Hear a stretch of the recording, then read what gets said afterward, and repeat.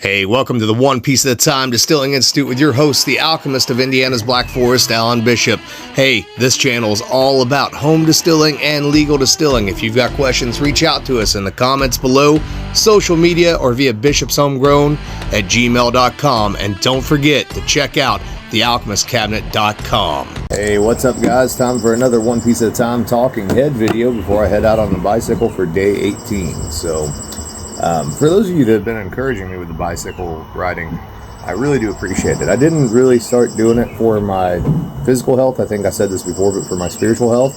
But I'm noticing differences in both, tremendous differences that I really appreciate. And I come to learn that I need some restriction and some structure in life when it comes to certain things in order to get to the next level of certain things. And so as of this week, as of yesterday, I broke 12 miles, which I never thought I'd actually get to. And I did that in 17 days worth of riding, which I feel pretty damn good about considering the amount of chain smoking I've done in my life and the amount of drinking I've done in my life.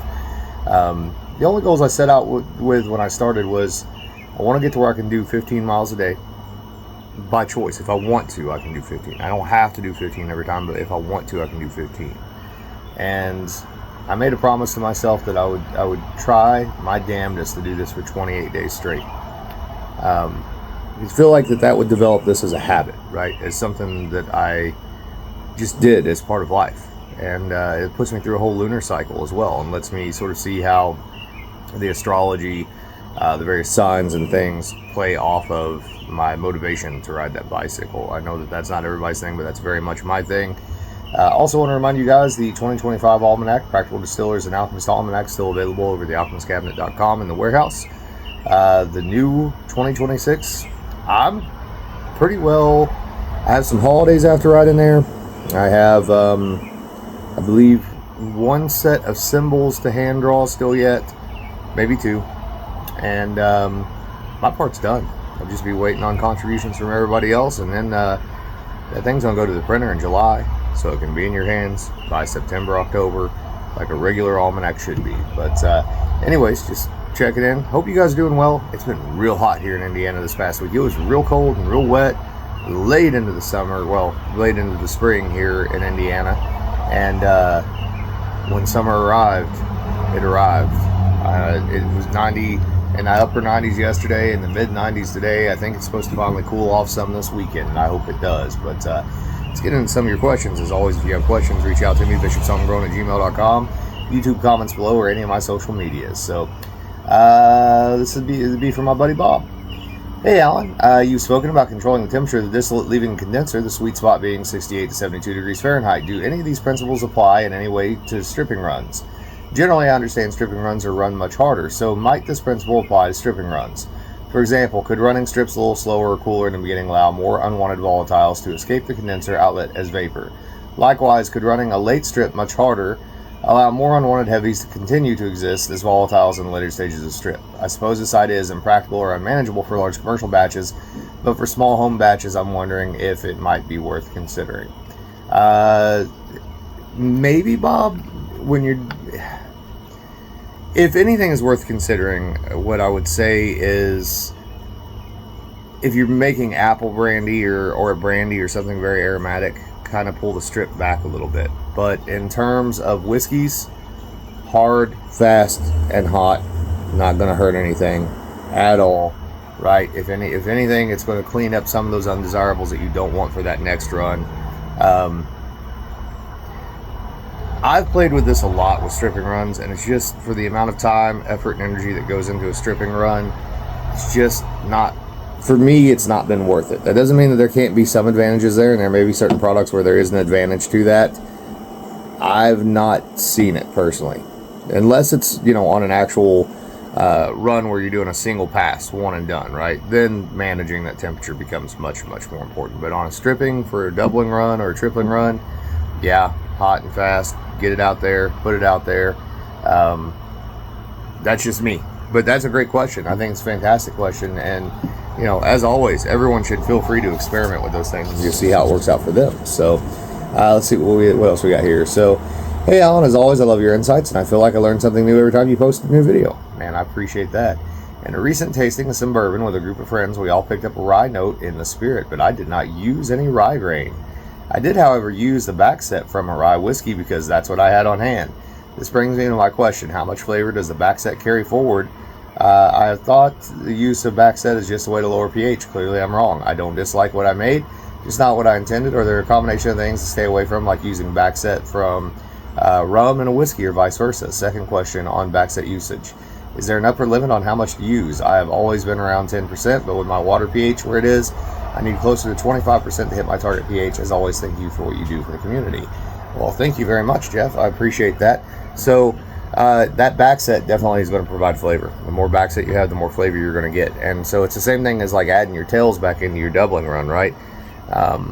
You don't necessarily want to add tails from a different mash bill into a doubling run of a mash bill that's not the same, because it's definitely going to affect the flavor without a doubt. The other thing other than pH that Backset solves is the big distilleries, or the craft distilleries too, that do sour mashing, they use that Backset while it's hot, so it saves them on heating and cooking their grains as well. And it of course provides a lot of dead yeast cells for nutrients too, but certainly it does provide a decent amount of flavor. 10% is a good amount of Backset. There are some distilleries that go up 25-30%, or at least there used to be. I don't know if anybody's still going that high anymore nowadays. On a home scale, I have done, well, this is a little different, but I have made an all grain and then taken all that spent all grain and then used 100% and then sugared that in to make a sugar shine out of as a secondary product, right? Get a second use out of those grains and still get plenty of good flavor out of it, and a good pH range as well. So bear that in mind. I do that with apple brandy at work as well, and it seems to go pretty well. I've done that at home over the years too.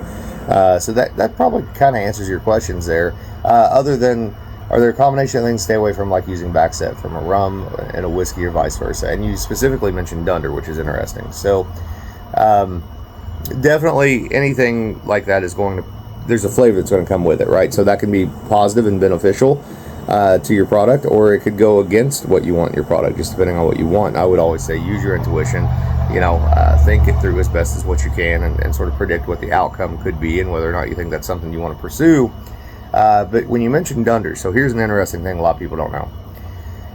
So the original version of sour mash, and I've talked about this on Distillers Talk and other places before, the original version of sour mash is not what they do in Kentucky nowadays. The original version was much more like Dunder or muck, whatever you want to call it, in rum production, where they were pulling the mash out, setting it aside, letting it cool off, and purposefully letting it get infected with wild yeast and bacteria and all the various things that you would get, just like you would if you were doing Dunder or muck. That was then used in two different ways. So the first way was somewhat in souring your next mash, right? But usually and typically it was thrown in with the hot water, so it would sterilize any of the bacteria, kill any of the bacteria in there, because you're not after the bacteria itself, you're after what those bacteria are producing as much as anything. The second way was to, once you got ready to run a stripping run, then to add some of that sour mash into that stripping run. Of course, all that production from the bacteria, those long chain fatty acids, are going to become esterified, and then you're going to get more flavor and more aroma. Now, whether or not that's positive or negative, again, that would be up to you when you run it. But I can tell you that is exactly the method that we are using at Old Homestead. We have and we don't use much. We use 5 gallons in a cook, 500 gallons, and we use, it's not even enough to really touch the pH. We're not necessarily after it for that. I'm after those aromatics, those esters, and we might move that amount up substantially in the future. Right now we're playing with some concepts and seeing what we can get, and I can't give you all the details yet. And then we use another 5 gallons when we do our stripping run.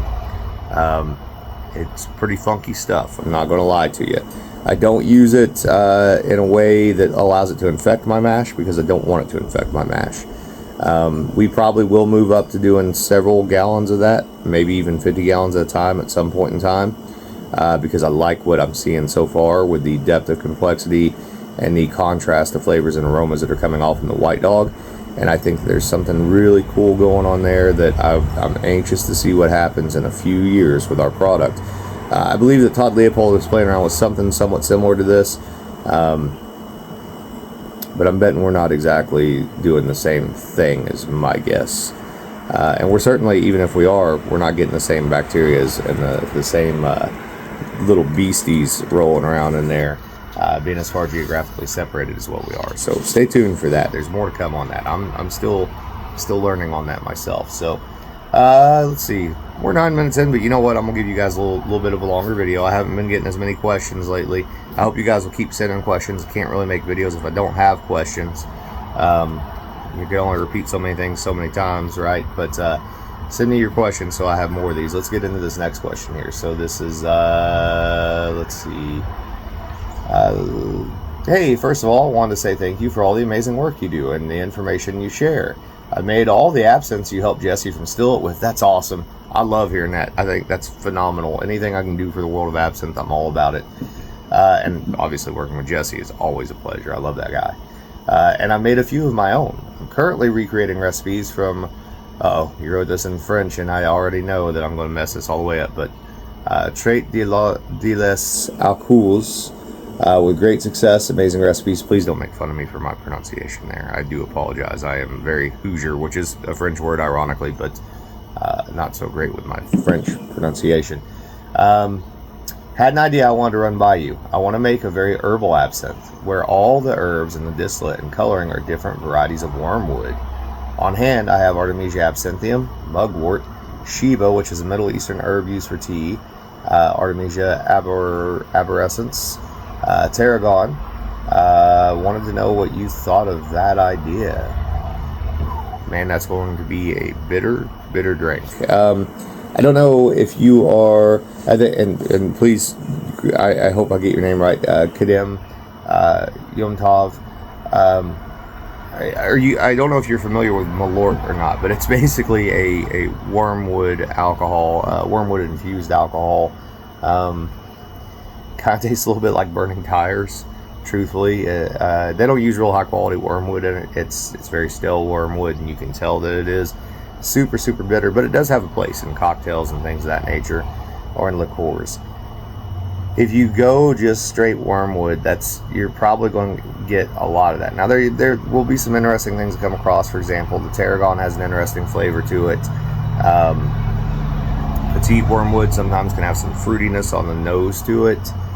I'm not going to say don't do it, but I'm going to say expect exactly what you think you would get, right? That really bitter characteristic, which can be fun in the right uses, right? Of its own accord, maybe not so much, but used in cocktails certain ways, or maybe even made into a liqueur where you have some contrast with some sweetness, there could be some really cool things come out of that. I'd be really interested in hearing how this turns out for you, and seeing the finished product. So please keep us up to date on that. And I think I got yet one more here. Looks like a short one maybe. So from Ron, hey Alan, my plum tree is under attack from Japanese beetles, squirrels, and an overabundant crop. Japanese beetles and squirrels both suck. So I've had to harvest early, leaving me about 15 pounds of tart and astringent, undersized fruit after destoning. I have about 3 pounds of perfect blackberries to add if there's any hope of salvaging these. Any processing suggestions? We've got enough plum jelly. Thanks many times over for sharing your knowledge. Yeah, I don't see any reason not to do anything with them. I think probably if they're a little underripe, I'd go ahead and use those in a fermentation, not a maceration or a Geist or anything like that. I'd say blend them up real fine with your blackberries and start there. Normally, I'd say put blackberries into a Geist and make a blackberry brandy, but in this case, no more than what you have and with the plums you have.